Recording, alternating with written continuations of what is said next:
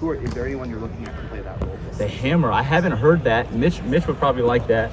No, he was more of like a 3-wood. No, we didn't call it that. And his role, he kind of started that, right? There was no Mitch Rossi.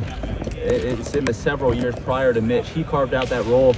And I don't know if we have that body type or that athlete on our roster. We've got some hybrid guys, a whole lot of them, that I'm not going to get into right now.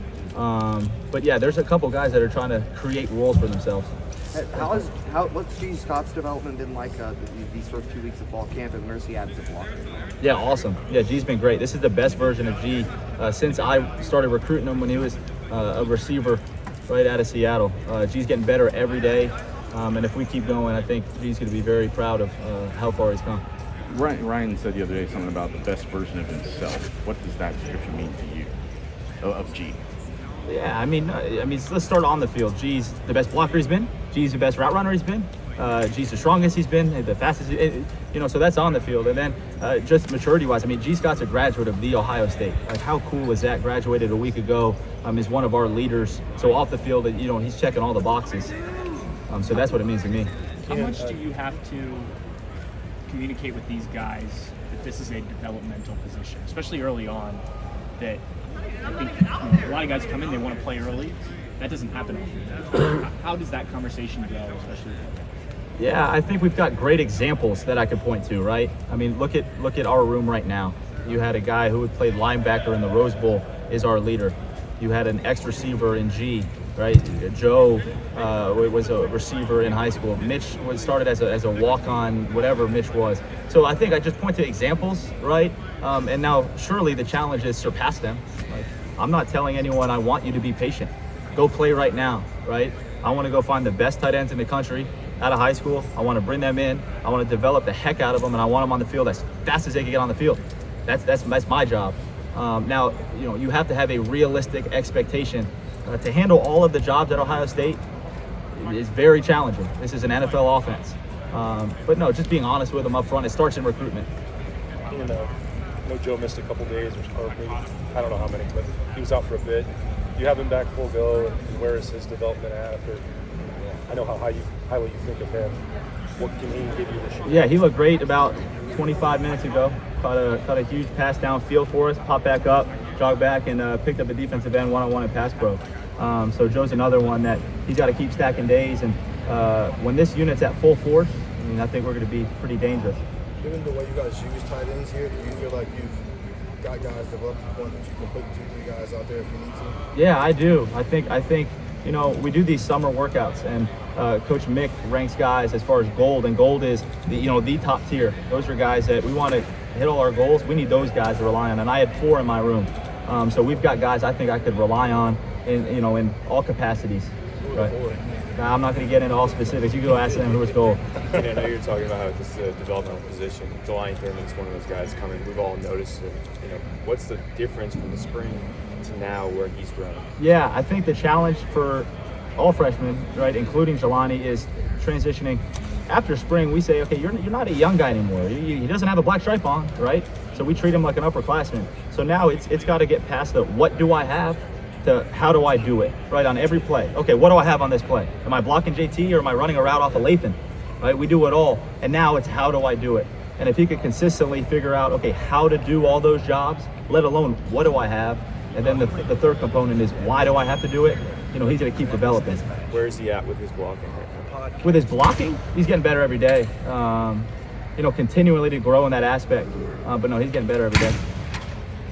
You have a couple guys in your room, Bennett and Zach, who can't play right now. Just Sure. kind of, how do you kind of work with those guys to kind of help them, support them, even when they can't play right now? Yeah, kind of two different situations, right, Dan? I mean, Zach is in a little different boat than Bennett because he can't practice, right? And Zach's been like a second GA.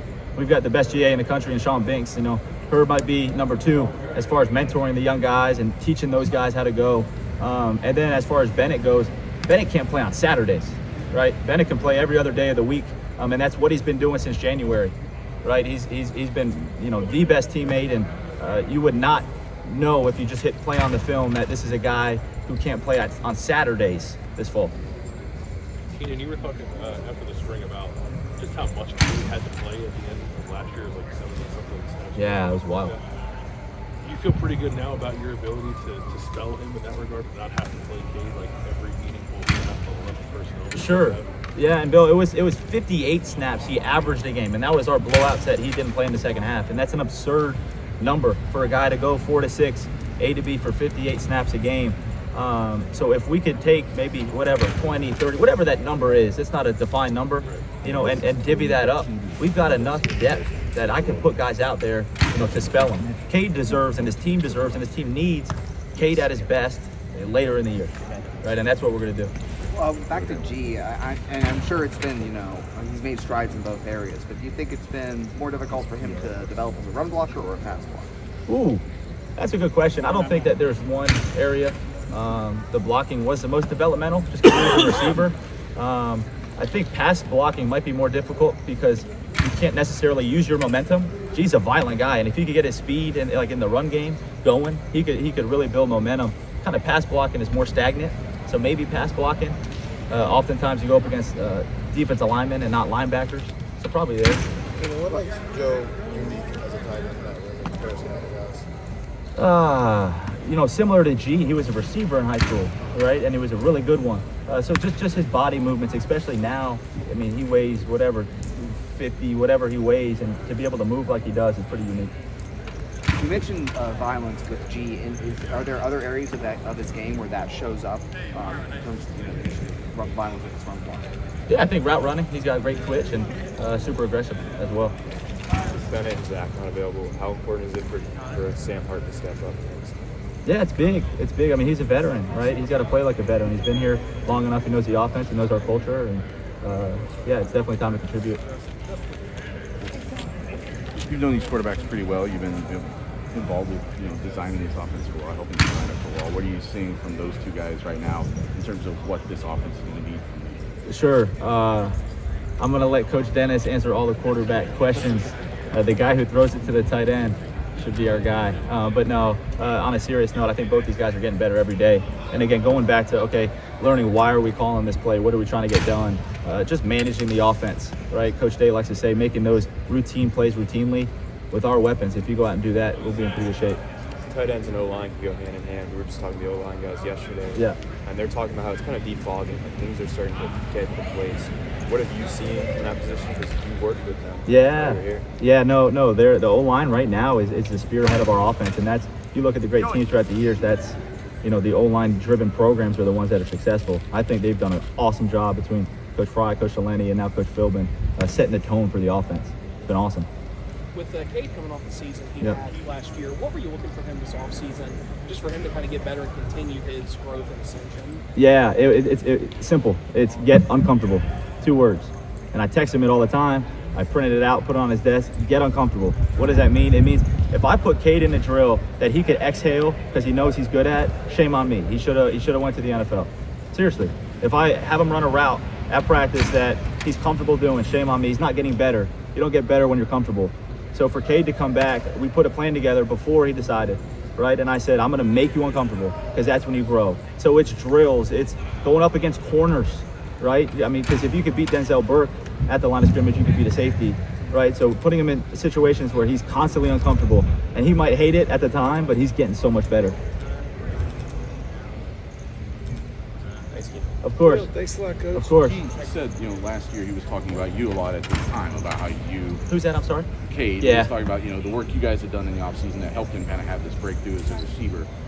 What has been, maybe, is there a particular area of focus that you and he both wanted to see him make a big stride in again this year? Yeah, I think it's still in route running. I think, right, last year was that 1,000, 2,000 level course, right? Like as if I was almost teaching a sophomore receiver. Now I'm teaching him like a junior receiver, senior receiver, right? Now he needs to be able to see coverage, anticipate what techniques to use, right? It's not so much reaction. Now he can anticipate in his route running. It'll be fun to watch if he keeps going. Last year, the success that he had, some of it I assume was predicated by that's what defenses would give you guys, and it allowed him to kind of operate sure and get open. But what can he do more to force that issue, I guess, and be more of a weapon? Yeah, I don't know if there's anything really more that he could do with the receivers that we've got, he's going to be in one-on-one situations, and he's just got to take advantage of those. Anything else?